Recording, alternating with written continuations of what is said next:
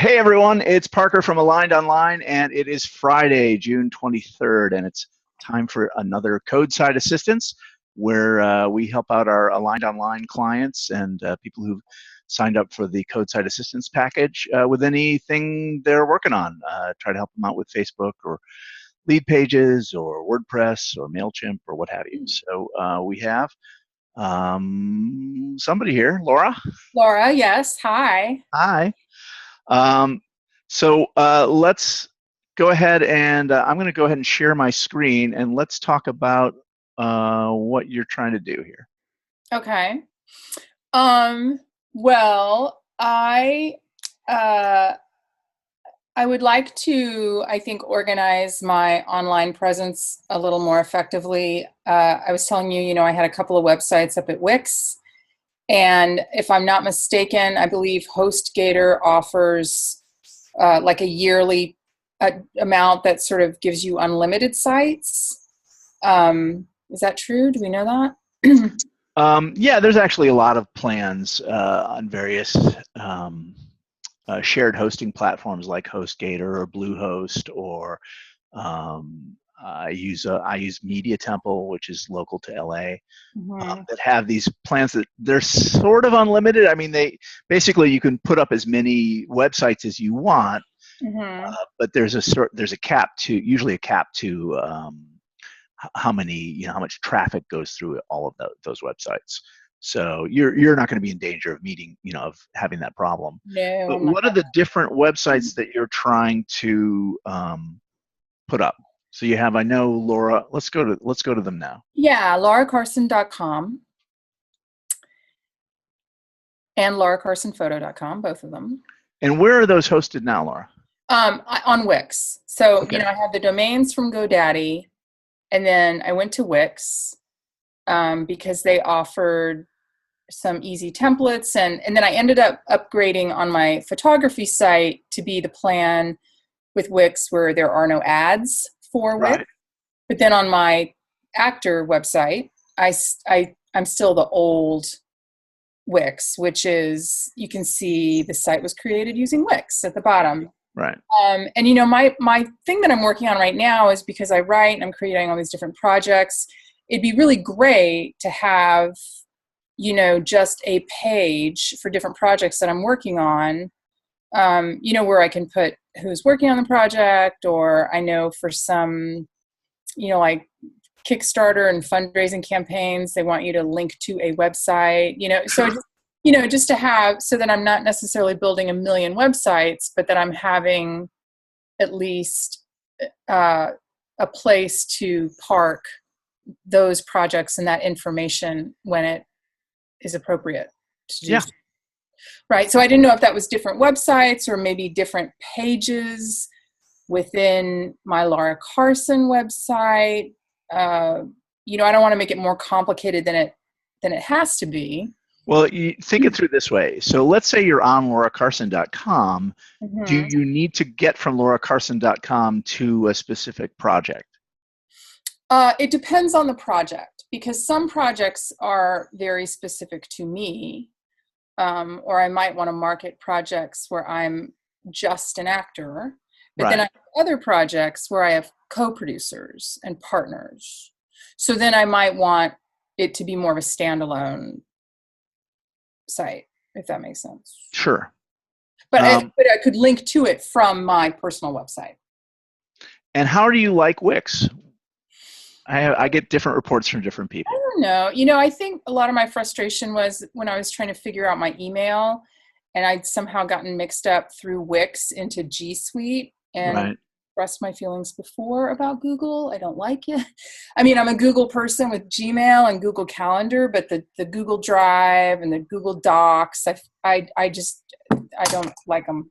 I don't like them. So I wanted to see what my other options were. So I didn't know if I moved, if I took everything to another hosting company that might be financially smarter for me, what would its email options potentially be? And right. Yeah. Well, every you have unlimited options in terms of email. All that you need to do is change a thing called an MX record. It's in when you for your domain. So in GoDaddy, you would go into the DNS manager and you would change what that MX record points to. So right now it's probably should be pointing to lauracarson.com, should be pointing to Google's servers, and that's what's getting your your G Suite email coming through that. But if you decided to change that, so I actually don't have a problem with the G Suite mail usually. I think it's a pretty good option for people. But there's others. There's fast mail. There's things that are built in. I don't know if HostGator has a mail plan built in. Right. But companies are increasingly offloading this because it's a pain in the ass for them, and it's the most customer service for them to have mail hosting. So a lot of times these inexpensive web internet service providers, don't have, they partner. So here, email marketing through Constant Contact. So they partner with somebody else, right? So I know, for example, GoDaddy has they're trying to sell you on Office 365 mail, which is Microsoft's thing. Which I actually purchase the yearly subscription to 365. Well, there's two different things. So you purchased for the apps, for the Microsoft Word and that stuff. That may be different than. It's two different things to do the mail versus the apps. I don't know if the apps include a mail address. They might, but it's typically a little more work to get that email address on Office 365 to do what you want it to do. It's because it's using Microsoft Exchange servers and stuff. It's a little more finicky in terms of setup. Right. So I'm noticing here, services on HostGator. This does not give you an opportunity to do mail, right? So there's nothing here about, there's hosting, there's domain registration, there's whatever this is, CodeGuard, but there's not a mail service. Right. So you might consider, since you've already got your domains, unless you have a moral objection to the people at GoDaddy who shoot elephants, and some people do, GoDaddy has two different ways you can get mail as well as be hosting websites. So you can host unlimited websites, through I think I may be wrong on that, but it's reasonably priced. Their shared hosting is very reasonably priced on GoDaddy, and their support I think is much better than HostGator. So you might pay a few more bucks, but I really do think when you have a problem, these guys are on a phone 24 hours a day to help you sort it out. And I really do, for most of my clients, I think that's worth the extra couple bucks.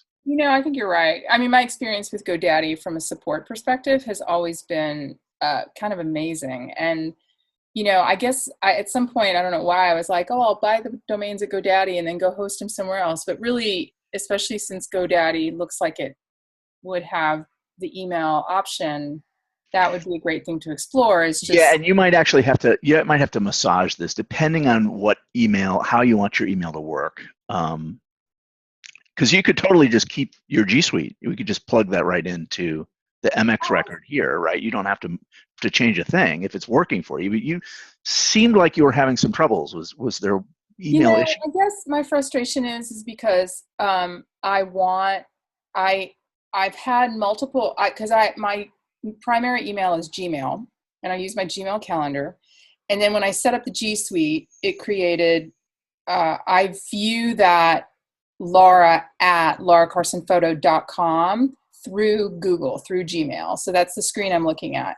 So then I went into my personal Gmail, and I was going to have it access that mailbox, right? So then all my mail would flow into my personal Gmail. I could see it all there. And then when I responded, I had the option to click and put reply from Laura, right? It won't let me do that. I mean, I've done that with other emails before, that are Gmail. So I don't know what I'm doing wrong. And it upsets me a lot. But So the thing you're looking for is let me make sure I'm understanding. Mm-hmm. You have Laura Carson At Gmail. at That's gmail.com. my personal. I use it for acting. That's me. Okay. And are you currently forwarding email from Laura at Laura Carson Photography or photo at? Yes, like I have it go into Laura at, and I got the Laura at lauracarsonphoto.com because it seemed like from a business Yeah, perspective absolutely. better, right? That's right. So my inbox there receives the mail. It doesn't delete it or do anything to it. It lives there, but it forwards a copy to my personal Gmail account. So Right. that if I'm checking my personal Gmail and I have a new business email, I see that. Right. But if I want to reply to it, then I think to have it come back from Laura at lauracarsonphoto.com, then I have to go into the other screen. I guess it comes down to this idea of like, when I first signed up for it, everyone was like, G Suite, you're in G Suite. And I'm like, what is G Suite? Like, I don't even know what this G Suite is. Maybe I'm not using it. Maybe it's amazing. And I just don't know how to use it effectively, you know? Well, the truth is that you don't really need to be paying for email service on Laura at lauracarsonphotography.com because you are not really needing to store mail on a server for that email specifically, right? So you could literally just set it up as a forwarding account and not pay for it. Oh yeah, because right now I pay like $50 You're, a year. yeah, you're paying for the G Suite. So right now, when people are starting out, I often tell them, get your name at Gmail if you can grab it, or something that makes sense just at Gmail personal account Right. that's free, and then you can use forwarding. So you can go into into the DNS here, and you can forward email, to just, you can set up a forwarding account fairly cheaply, like $5 a year, basically. Okay. And so that you aren't paying for if you're not using the Google Drive and all the other features, and it's pretty much Google Drive, which it's nice to have. But if I you're mean, I using, have Google Drive in the sense that I have Gmail. well, you have Google Drive space based on your Gmail address too. Right. You just have to pay more if you wind up needing more space. Is the I pay Google I pay like $5 a month to Google just to have a little headroom on my on but it's not a G Suite address. It's aligned online at gmail.com. right? So, So that's for the drive. But so there's two things you could do. So you're on a Mac, yep. So it's super easy to use Apple's Mail Mm-hmm. and send out mail in any way, shape, or form you want. So in Mail, like if I Right. I check my Google here in Mail, right? It's its own mailbox, Oh. and I could be in here, and then in Preferences in Mail, you can, now this doesn't help you if you're on your phone because you're gonna have to figure this out through Google. But the Yeah. super super simple way to do this through Mail is you say in the account information, you just add whatever you want here as an outgoing email address. Mm-hmm. So I can send email out as Aligned Online. I can send it out as Parker at the VO Dojo. So Right. I can add whatever I need as an outgoing email address, right? Right. And just as simple as coming here and saying edit email addresses, and I just add it. Right. So that's a quick and super easy way to just, if you had Laura Carson Photo, Laura at lauracarsonphoto.com forwarding to your other Gmail address, you can go in here and just add it to Mail. Now that's one way. The other way is within Google itself. This is a little more complicated, but I'll show you. So if I go to Gmail, Mm-hmm.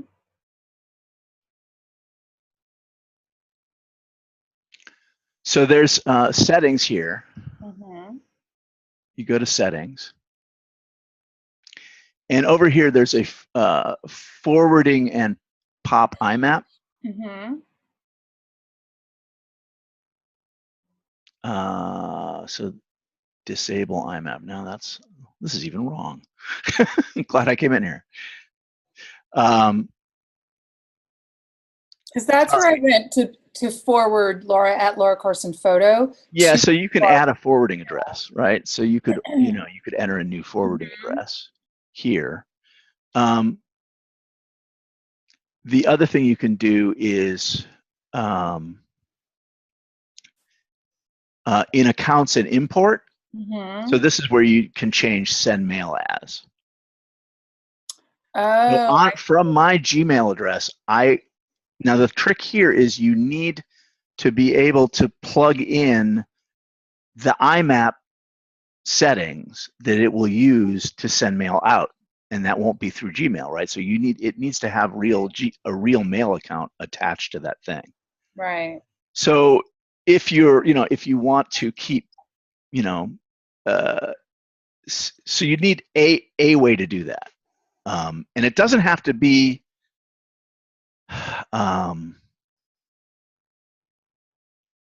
This is complicated. So Parker at alignedonline.com. I don't actually have email service through Aligned Online. Right. I'm actually giving them the this information mail sent through here. So if I edit this, I'll have to fuzz all this out because I don't want my credentials out to the world, but that's okay. So what I do is I say here, this is the SMTP server of parkerbennett.com where I am paying for mail, right? And this is the username, Parker at parkerbennett.com. Right. And actually, I don't have to fuzz this out because my password isn't here. But but if I have mail service set up, and whatever you use to, for example, if you just kept your G Suite thing, you should be able to come in here and type in Laura at lauracarson.com and the password and the credentials for this SMTP server. So what you need is the SMTP server info for G Suite.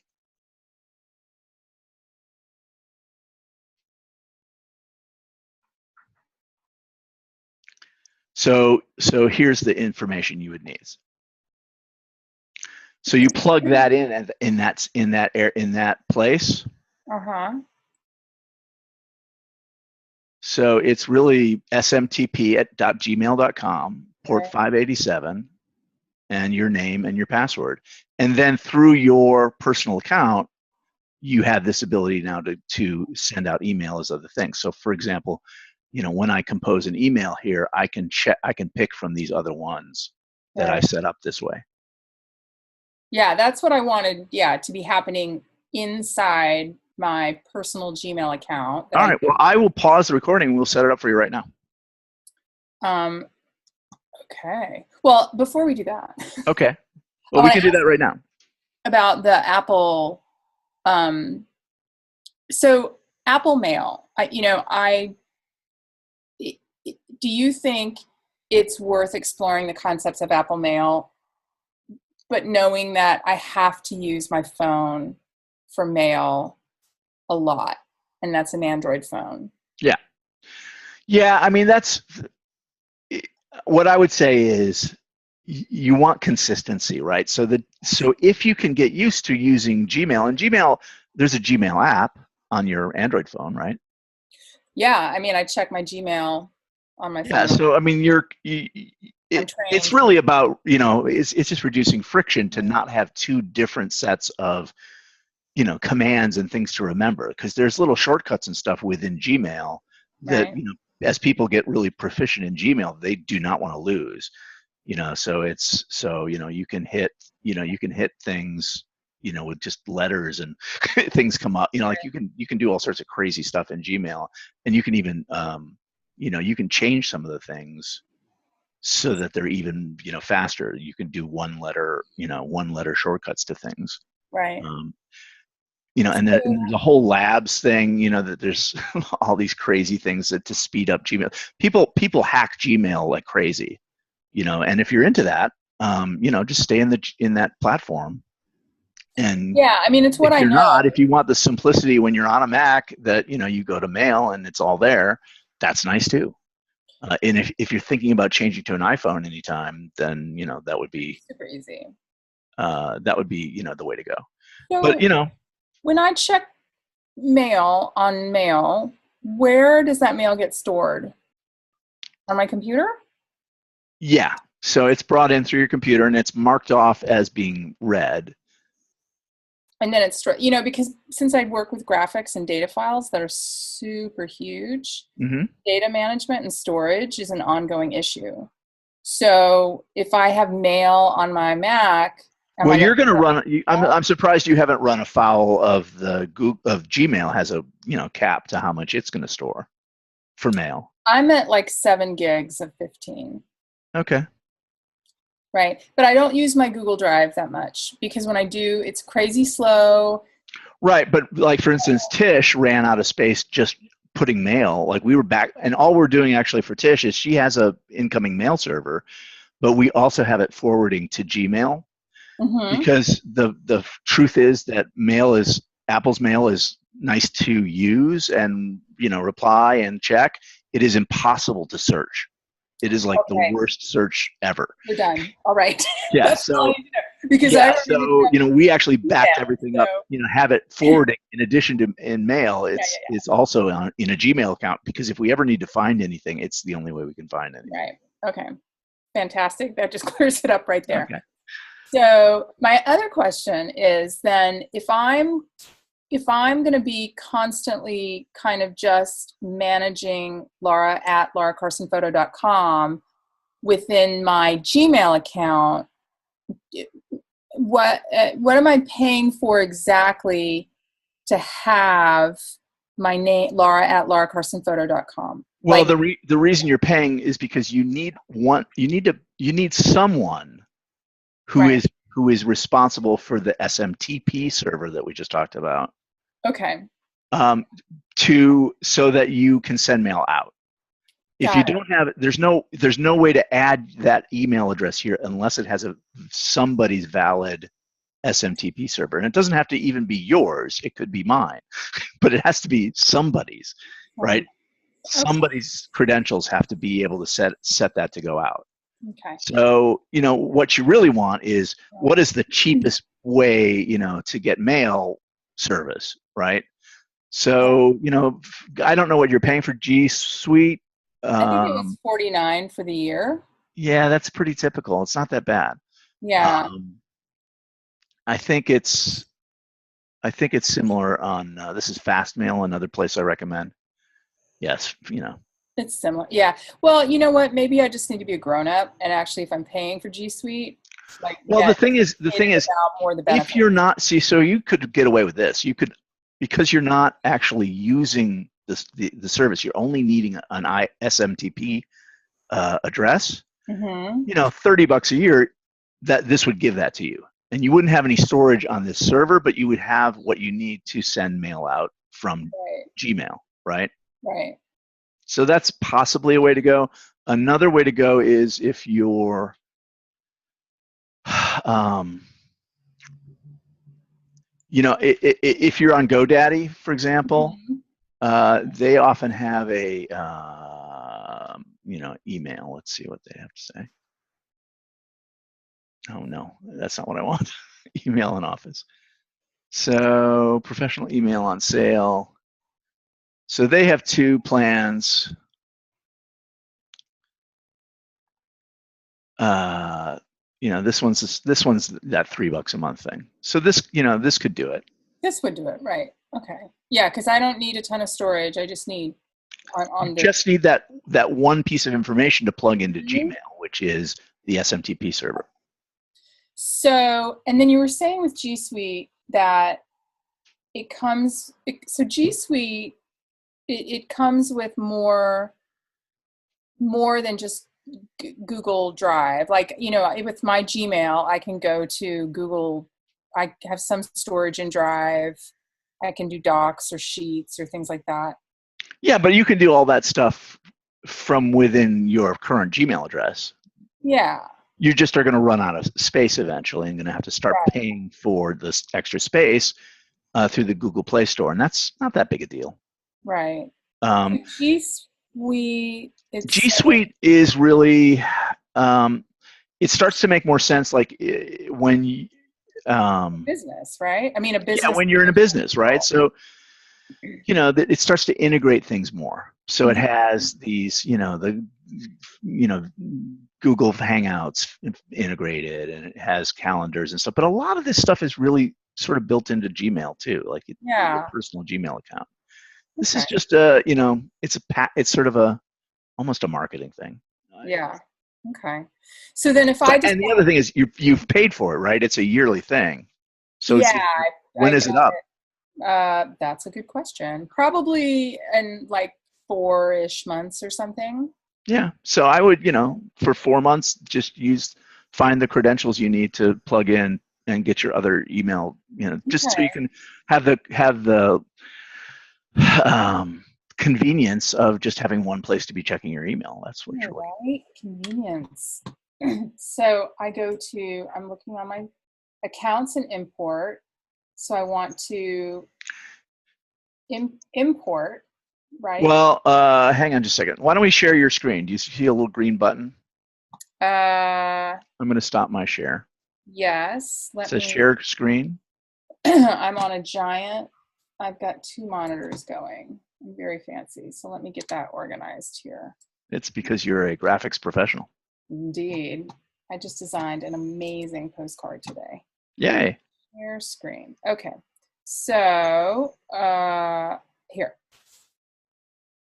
Share screen. Okay. So right, I'm going to pause this just so we don't. All right. So so we just we've stopped recording and we're back. We tried a little workaround. We tried putting the credentials in, and looks like what we need to do is enable less secure apps, but right now that seems to not be something that you can do within Google, but needs to be done by the domain administrator, which in this case looks like it's Wix. So let's manage mailboxes.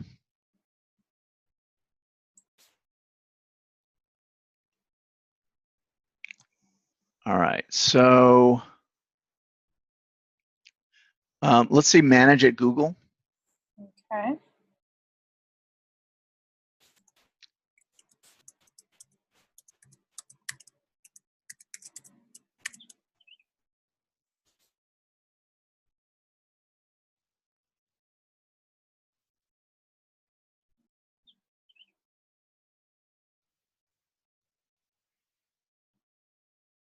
And click on security.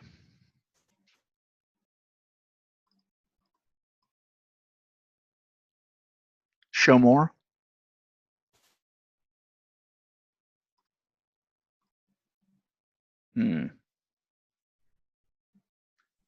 Let's click on advanced settings, see if it's there.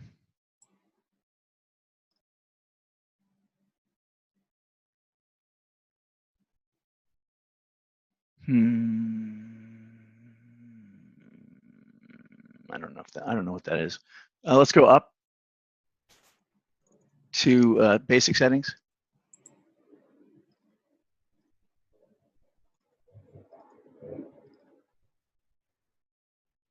Go to settings for less secure apps. Allow users to manage their access to less secure apps. Save.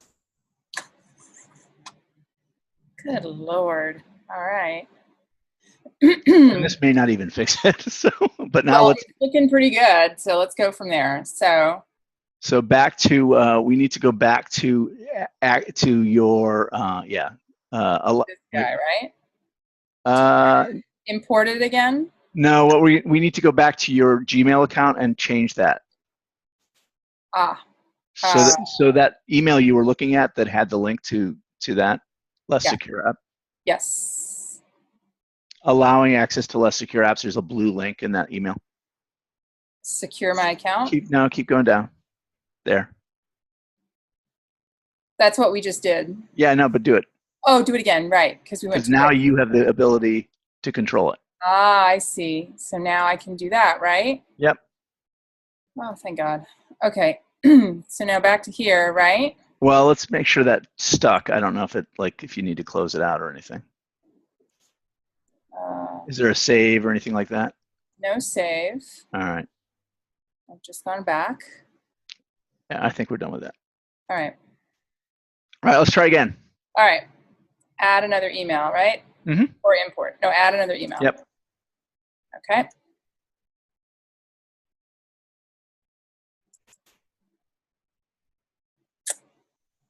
Now, It might already be up. Go to window. oh, you're right. Okay.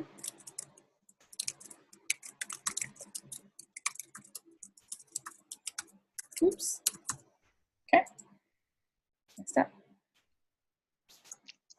One more time. I would not bring you something easy, Parker. No, no worries. Oh, that's so exciting! Now you should have just gotten an email that has this code in it. Let's see. You could just click on, yeah, there you go. Right? Okay. Yep. And I need to pause the recording. Oh, very exciting. Problem solved. Okay, yes. Parker. In the nick of time, too. We only had 8 more minutes. Oh my God. Okay, so that's better. Thank you. 13 more minutes. All right, so 1 down. What else you got? Wow, that was huge right there. Well, let's talk about where you're, like we talked kind of extensively a couple days back. And I want to figure out what is, Melissa McFarlane of Creative Successful Entrepreneurs has a great tool she uses, like now and next.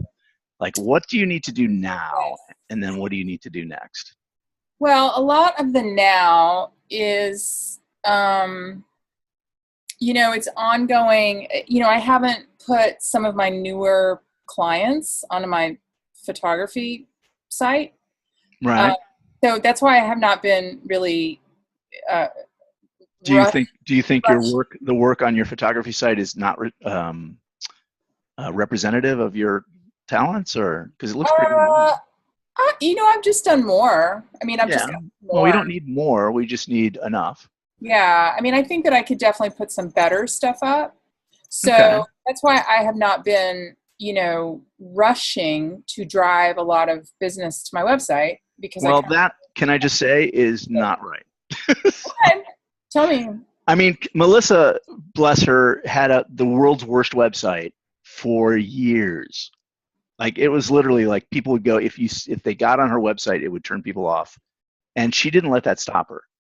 Right. She just, like, that's not really what's going to keep someone from working with you. The problem is they don't know that you exist, and they don't know, you've been getting work plenty without changing your website. Right. But the way you've been getting it is because people have referred other people to you, right? Yeah. What other ways have you gotten new clients? Well, there's, someone saying, hey, will you photograph my students? And then I take. Right. So we talked about that. I mean, putting that kind of package together would be a much better use of your time, putting a page up that had the details of that package. Right. That you could send someone to, or you could promote with through Facebook or through, Twitter or through other things, that you could send someone and they could see, oh, this looks like a cool thing I could do for my students. Right. Versus seeing a different picture of some other actor on your photography website. Right. So I just personally think you need to decide which package, what do you want to sell? What are you trying to get people to buy? And if you can leverage, like if we can, to me, it seems like if you can leverage these acting classes and, improv classes and things like that to gather a bunch of people together, and then you can narrow the amount of time you're working each week, because that's kind of fills up a whole day. Yeah. It seems like a win-win for you. So it's just about pricing it so you feel a little uncomfortable asking about that much, because you're not good. You're not good at that. If they're giving me any money, it upsets me. Yes. And then, having, But there's a really great way. There's a really great trick for this. So you will want to charge less.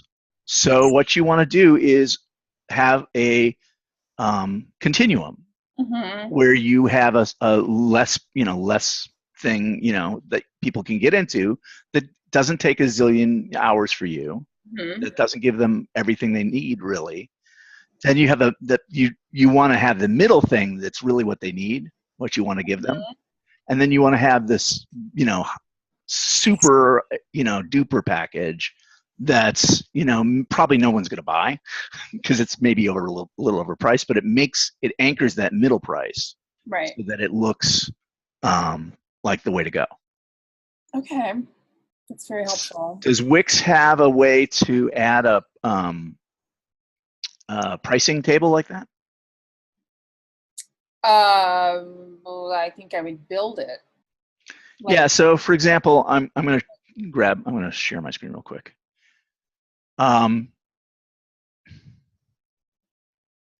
So, I mean, one of the advantages of doing things, I'm sure Squarespace has this. If we logged into Squarespace, let me double check. I'm not sure that Squarespace has this, but let me just try, see what's here. I want to have things be easy for people. So Squarespace is a really good place to start for a lot of people. It looks easy. I also like WordPress because it's more flexible. So Squarespace, if you wanted to do e-commerce, you're stuck with Squarespace. Like, you basically don't have a way to integrate any other e-commerce solution. Are they a part of Square? No, completely different.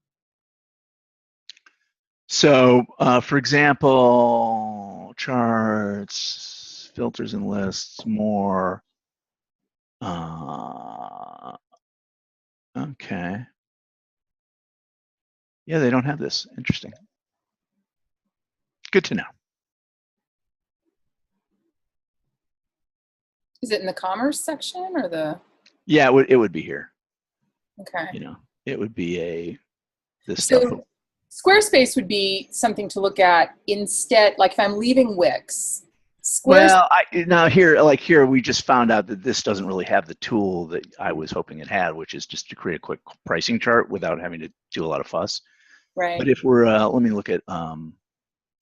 Is that like a WordPress plugin thing, or? Well, typically, this is my website. This is a built-in WordPress, and it's using a theme called Divi. And if what's nice about Divi is it has these sort of similar tools like Squarespace does, where you can where you have these modules that you can, that have slideshows, and so here it has a pricing table, and so we can have, group photo package, right? And then, dollars, and so there's, different, $7.99. Right. So you can do these, and this would be PayPal, button link. Right. If you're on PayPal, or, you can set it up in Stripe. Add new pricing table. Small group package, right? Right. And so, basically it creates a table that gives you the features of everything, and it's easy to manage. Right. And the other nice thing about this is that this is this is their sort of abstract view. It's kind of like building blocks that you can move around. So, on my site, if I go to a page, let me go to one of my pages.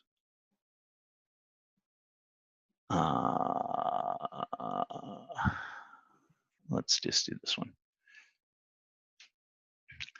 So on this site, I can see the structure of the site visually, right? With these blocks, and I can move things around. I could take this block and put it up there, but I can also come here to this visual builder and this is where it's a little more like Squarespace, where you can come in here and just change stuff, Right. two things, so and I can come in here, or I'll just change this one thing from 1 to the number 1 and save it. Mm-hmm. And so it's just an easier way to I can see everything on my website and make the changes I want to make just visually, Mm-hmm. versus not. So I typically like to, I think the Divi it's really well supported. There's a lot of people, developers who, know it and could help you in addition to me. Mm-hmm. It's, probably the most popular of these page builder themes. There's another one called the X theme. If you want a dark theme, this is the better answer. If you're doing stuff on but it's a little less user-friendly than Divi. So unless there's a specific need for a dark theme, like I have a client who, he wanted, it's a Star Trek site, so he wanted it dark. Mm-hmm. So that's Right. this is on Yeah. And X theme has a pricing table thing. So here's the pricing table for Larry. So that's something to think about. Personally, I would recommend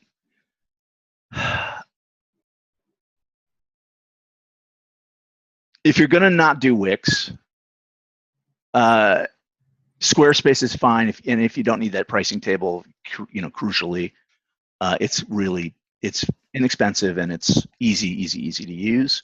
Mm-hmm. The next step I would recommend is a WordPress site that has the flexibility to kind of do whatever you need it to later. So eventually you're going to run into a wall, and Tish is actually starting to have this problem. She's got, her dojo site on Squarespace, but Mm-hmm. you run into a wall where, the tools have a certain, there's a certain limit to how much customization you can easily do. I mean, the nice thing about Squarespace is it has a developer mode you can pay extra for, where you can do anything you want. You can change any aspect of it, but it does require more money. So, at that point, I'm like, well, that requires more money, and WordPress is free, right? Some plugins you might need to pay, a yearly subscription for, but in the theme, if you're not getting it through me, you would have to pay for. Right. But WordPress is free, but it's so like if I were to go to GoDaddy, I'd be using perhaps. Yeah, so here's the problem with the WordPress being free. Because WordPress is the most popular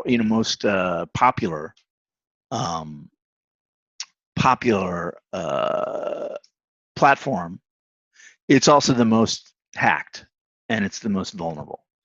So whichever way you go here, they have a managed WordPress solution that's nice, because it has automatic backups. Mm-hmm.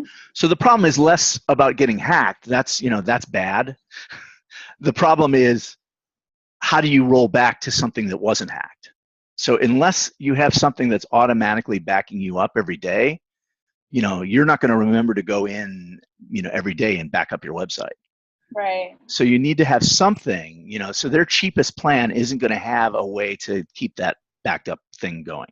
You can add it. So you have to just do the numbers and see. Basically, you want security monitoring. So there's like you can kind of wait until you get hacked and then do it. But basically, as long as you have daily backups, you have no problem. You can get hacked and you can just roll back.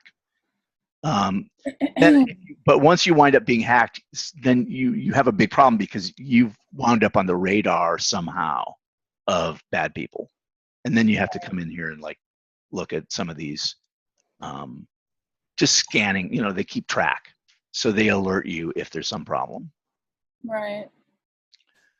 So yeah, it's the ugly side of WordPress, is that, this sometimes happens. And it's happened to 3 of my clients where I've had to I actually pay for very premium hosting for all of my clients through wpengine.com.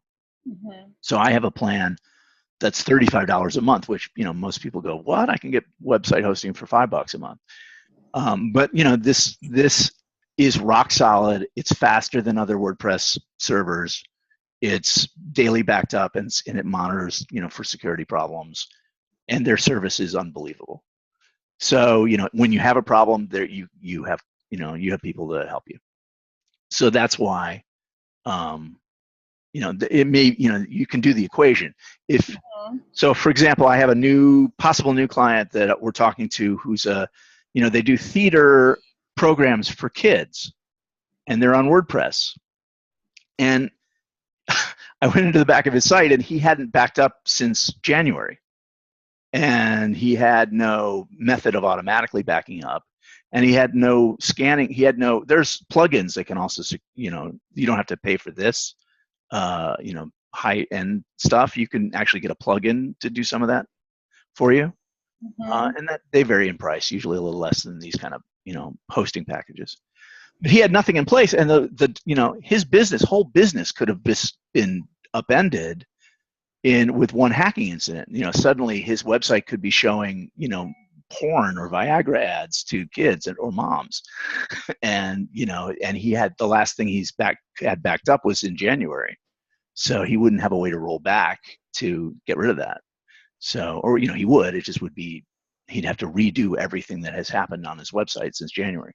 So that's just something you would need to make sure that, whatever, there's plugins to do automatic backup too. So for my clients, I use something, what do I use? Backup Buddy. So if you're not on an automated system, that's built into the server, then you can have a plugin that does it. And since I pay $150 a year, I give it to my clients. I add it to my clients' sites because I can back up unlimited sites. So I do that for people. Right. So let's keep talking about that. I think you should make a decision about what you want to do. Your work site is okay for now. It's not what is holding you back. It's that you don't have something that you want something that's defined, right? That you can go out to people and you've made up your mind what the price is. You're not reinventing the wheel, trying to sort of think about what they think they can afford every time. Right. You want to find, and you want to brand it. You want to have a name for it that, that's fun. You're clever. You'll come up with something. I'm very clever. And, and that takes a little bit of the, it just girds you, right, to talk to people like, well, I have a package. This is what I offer. This is what I offer my other clients. And the thing that you really could use more of, and everybody probably could use more of, is the giant ass quote from your happy client. Right. Like this, you need to have right under this a giant ass quote that you could even make up if you need to, but somebody. Well, no, I have one. That proof. I'm sure people have told you how awesome. I got one. Yeah. Yeah, you must have more than one. And if you go ask people, they'll be happy to give them to you. Yeah. So, that is really important to these sites. Because, yeah, I know these look fine, but I'm looking at 17 other photographer sites, and they all look okay.